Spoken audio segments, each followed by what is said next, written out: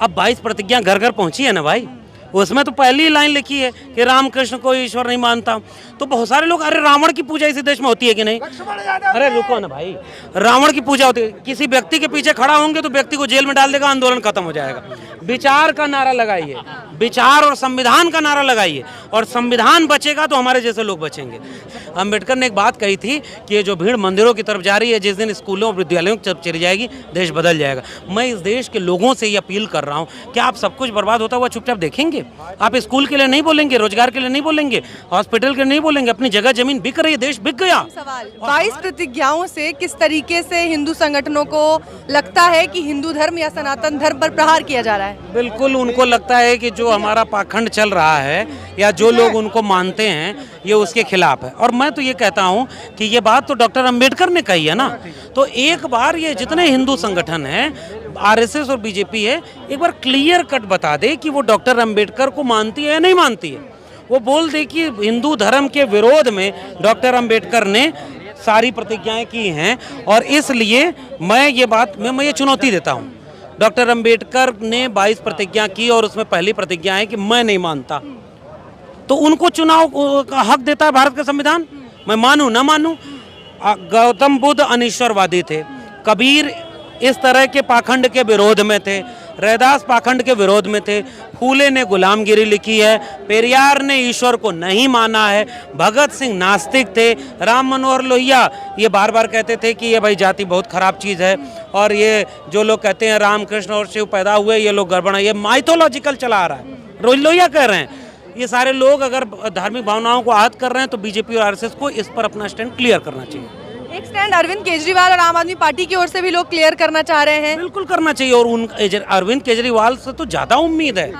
आप शिक्षा की बात कर रहे हो, आप स्वास्थ्य की बात कर रहे हो, अच्छा लगता है हमें भी कि चलो आप कम से कम ढंग की बात कर रहे हो। अब पीछे एक तरफ तस्वीर लगाते हो भगत सिंह की जो नास्तिक थे, दूसरी तरफ अंबेडकर की तस्वीर लगाते हो जिन्होंने 22 प्रतिज्ञा की, और तीसरी तरफ हनुमान चालीसा और गुजरात में जाके जोर जोर से जय श्री राम। ये क्या है? इसलिए अरविंद केजरीवाल को ये तय करना चाहिए कि अंबेडकर केवल तस्वीरों में, मूर्तियों में चुपचाप अच्छे लगते हैं, या अचानक बीच में बोल पड़ते हैं कि ये हनुमान चालीसा वाला केजरीवाल हमको धोखा दे रहा है। ये जो जय श्री राम बोल रहा है, इतना जोर से तो मोदी भी जय श्री राम नहीं बोल रहा जितना केजरीवाल बोल रहा है, इसलिए ये तो बड़ा खतरा है भाई। क्या इस देश की बौद्धिक जमात इस बात को कबूल करेगी? भगत सिंह होते तो क्या करते? भगत सिंह की फोटो, भगत सिंह का के ऊपर इतना करोड़ों रुपया खर्च करना और उसके बाद हनुमान चालीसा का पाठ करना, कहाँ होगी भगत सिंह? अगर होंगे तो उन पे क्या बीत रही होगी? ये बड़ा गड़बड़ मामला है, इसलिए स्पष्ट करना। राजेंद्र पाल गौतम के इस्तीफे पर जो चुप्पी है आम आदमी पार्टी सरकार में, उसे कैसे देख रहे हैं? राजेंद्र पाल गौतम के इस्तीफे पर जो चुप्पी है, जो अभी तक कोई नहीं, मैं तो कह रहा हूँ पॉलिटिकल पार्टियां ये सब करवाती हैं। मंत्री जी को दबाव डाला होगा कि भाई देखो, हम तो सत्येंद्र जैन को हीरो मानते हैं, हम तो जो है अपने तमाम उन विधायकों के साथ खड़े हैं जिनके ऊपर ईडी सीबीआई आएगी, और उस समय हम लड़ता हुआ दिखाएंगे कि हम ही बीजेपी को हराएंगे। लेकिन तुम जो है गड़बड़ कर दे रहे हो, तुम हमारी पोल खोल दिए, क्योंकि 22 प्रतिज्ञा तो उसके ऊपर ले लिया जो अम्बेडकर की फोटो लगाते थे। तो अंदर से कई बार दबाव डाला जाता है, और मुझे पूरा भरोसा है कि राजेंद्र पाल गौतम पर अंदर से दबाव डाला गया होगा कि आप इस्तीफा दीजिए। अगर ऐसा नहीं है तो राजेंद्र पाल गौतम के इस्तीफे को आज ही केजरीवाल प्रेस कॉन्फ्रेंस करके कहें कि नहीं, मेरे मिनिस्टर ने कोई गलत बयान नहीं दिया, ये तो अम्बेडकर का बयान। अरे मैं तो कर रहा हूँ, अरविंद केजरीवाल कौन सी राजनीति कर रहे हो? हमला करो बीजेपी पर, कि बीजेपी बताए कि वो अम्बेडकर विरोधी है कि नहीं, बुद्ध विरोधी है कि नहीं। इसलिए मैं कह रहा हूँ अरविंद केजरीवाल इसमें फंस गए। ये एक मामला बहुत दिक्कत तलब है, इसलिए जवाब सबको देना होगा। एक वैचारिक लड़ाई है ये मामला, राजेंद्र पाल गौतम या किसी मंत्री विधायक का नहीं है, ये लड़ाई विचारधारा की है। इस विचारधारा में अगर भारत का संविधान अनुच्छेद 51A कहता है कि वैज्ञानिक तार्किक चेतना का विकास करेंगे, अगर भारत का संविधान सबको अपनी आस्था विश्वास को मानने का हक देता है, अगर भारत का संविधान ये कहता है कि भारत की जो पूरी परंपरा है जिसमें कबीर, रैदास, पलटू दादू भीखा आते हैं, बुल्ले शाह बाबा फरीद आते हैं, फूले, पेरियार, भगत सिंह, अम्बेडकर आते हैं, इस पूरी विरासत में तो ईश्वर को ये लोग नहीं मानते थे। मैं तो अपने को उनकी विरासत में खड़ा देखता हूँ। बुद्ध ईश्वर को नहीं मानते थे, अमेरिका में जाके बुद्ध और यहाँ आके युद्ध ये सब नहीं चलेगा। इसलिए नरेंद्र मोदी, आरएसएस और अरविंद केजरीवाल सब एक्सपोज हुए हैं, इसलिए शुक्रिया अदा करिए ऐसे लोगों के लिए। एक आखिरी सवाल, ये जो हिंदू संगठन ये झंडे पहले मुस्लिमों के खिलाफ उठाते थे, अलग अलग तरीके से जिहाद के नए नए नाम निकाले जाते थे, अब यही एजेंडा जो बौद्धिस्ट कम्युनिटी है उनके खिलाफ उठ रहा है। बिल्कुल, और ये अच्छा हो रहा है। मैं तो कह रहा हूँ कि जाति केंद्र में आए बहस के इस देश में सबसे बड़ी सच्चाई अगर कोई है तो जाति है। जाति के नाम पर अभी ऑक्सफैम की रिपोर्ट आई है कि 90% सवर्ण मीडिया पर कब्जा किए हुए हैं। तो इस देश में संविधान तो लागू ही नहीं हो पाया। इसका मतलब मेरे विश्वविद्यालयों में 90% प्रोफेसर सवर्ण हैं। मेरे दिल्ली विश्वविद्यालय के 45 केंद्रीय विश्वविद्यालय हैं, उसमें कम से कम 44 तो होंगे सवर्ण कुलपति। प्रिंसिपल 92 कॉलेज हैं दिल्ली विश्वविद्यालय के, इसमें 92 कॉलेज में 90 प्रिंसिपल जो है सवर्ण होंगे। डीन, वाइस चांसलर सारे लोग सवर्ण हैं। फिर ये संविधान लागू कहाँ हुआ?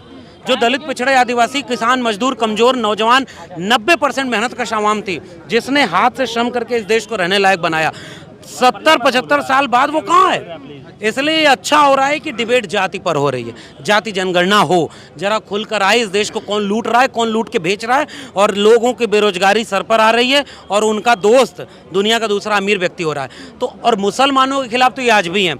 इनका सांसद मुसलमानों के खिलाफ सार्वजनिक जगह पर बहिष्कार की धमकी देता है और कहता है कि मुसलमानों का बाइकाट करो। मुसलमान कुछ भी कर ले इस देश में उसका अपमान किया जा रहा है, उस पर तो कोई देखो बोल नहीं रहा। मुसलमानों को ये लगता है कि हम तो भाई वैसे ही पीड़ित हैं। इस देश में हिंदुओं ने कभी उस तरह से खड़ा होकर के जन आंदोलन खड़ा नहीं किया। हिंदुओं ने बहुत, जो सेकुलर डेमोक्रेटिक हिंदू हैं सो कॉल्ड, वो कम से कम एक देश के संविधान के साथ खड़े हैं। ऐसे में जब बुद्धिस्ट पर हमला हो रहा है, और बुद्ध तो मेरे लिए एक विचार का नाम है, बुद्ध, अंबेडकर एक विचार का नाम है, फूले, पेरियार, भगत सिंह एक विचार का नाम है। मैं चाहता हूं कि इस पर हमला हो, मैं चाहता हूं कि अंबेडकर के विचारों पर डिबेट हो। अब 22 प्रतिज्ञा घर घर पहुंची है ना भाई, उसमें तो पहली लाइन लिखी है कि रामकृष्ण को ईश्वर नहीं मानता। तो बहुत सारे लोग, अरे रावण की पूजा इसी देश में होती है कि नहीं? अरे रुको ना भाई, रावण की पूजा होती है, किसी व्यक्ति के पीछे खड़ा होंगे तो व्यक्ति को जेल में डाल देगा, आंदोलन खत्म हो जाएगा। विचार का नारा लगाइए, विचार और संविधान का नारा लगाइए, और संविधान बचेगा तो हमारे जैसे लोग बचेंगे। संविधान नहीं बचेगा, कल को हमको जेल में डाल देगा, लोग डर जाएंगे, मिनिस्टर का मिनिस्ट्री पर छीन लेगा। व्यक्तियों के साथ नहीं खड़ा होना है। इसलिए रावण मेला लगता है कानपुर में रावण का मूर्ति है। ग्रेटर नोएडा में पूरा गांव है जिसमें कहते हैं रावण के खानदान के लोग हैं। दक्षिण भारत, राजस्थान, मध्य प्रदेश में कम से कम आधा दर्जन जगह पर रावण की मूर्ति लगी है। ये देश विविधता का देश है, ये कबीर, रैदास, पलटू दादू, भीखा का देश है। लेकिन सर, इन विचारधाराओं की बात करेंगे तो आप तो हिंदू राष्ट्र के बीच आ जाएंगे ना, ये तो दिक्कत हो जाएगी। हम तो हैं, क्योंकि भारत का संविधान हमारे हाथ में है, और भारत का संविधान कह रहा है कि हिंदू राष्ट्र नहीं हो सकता। ये जितने लोग हिंदू राष्ट्र बना रहे हैं संविधान विरोधी हैं, समता न्याय विरोधी हैं, और इस एक सेकुलर डेमोक्रेटिक कंट्री का जो कॉन्सेप्ट है, मॉडर्न कंट्री, उसके विरोध में है, और ये मानवता विरोधी हैं।